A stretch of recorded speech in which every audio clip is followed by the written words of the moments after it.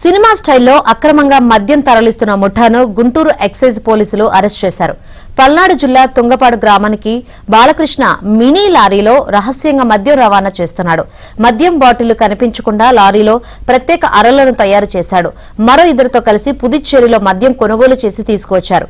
తనిఖీలో భాగంగా 3 వ్యక్తులను పోలీసులు అరెస్ట్ చేశారు.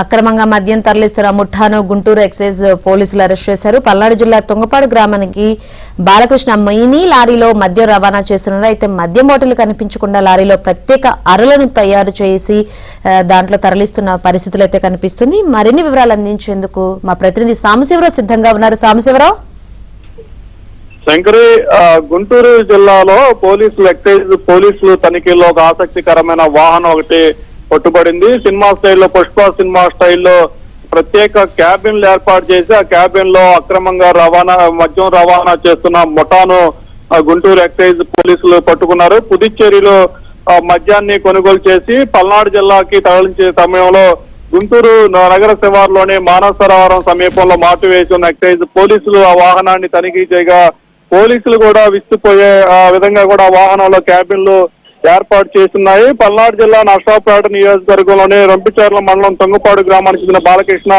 ఒక మినీ వాహనాన్ని కొనుగోలు చేసి ఆ వాహనంలో ప్రత్యేకంగా సీక్రెట్ క్యాబిన్లు కూడా ముందే వాహనం క్యాబిన్లు తయారు చేయించిన సమయంలో తయారు చేయించి ఈ మద్యం అక్రమ రవాణా కోసం క్యాబిన్లు తయారు చేసి గత కొంతకాలంగా ఇతర రాష్ట్రాల నుంచి తక్కువ ధరకు మద్యం తీసుకొచ్చి గుంటూరు పల్నాడు జిల్లాలో అమ్మకాలు జరుగుతుంది. ఇటీవల 2 రోజుల క్రితం గుంటూరు ఎక్సైజ్ పోలీసులు ఆ వాహనాన్ని పట్టుకొని ఆ క్యాబిన్లు చూడటంతో ఒక్కసారిగా కంగుతున్న పరిస్థితి అయితే ఉంది.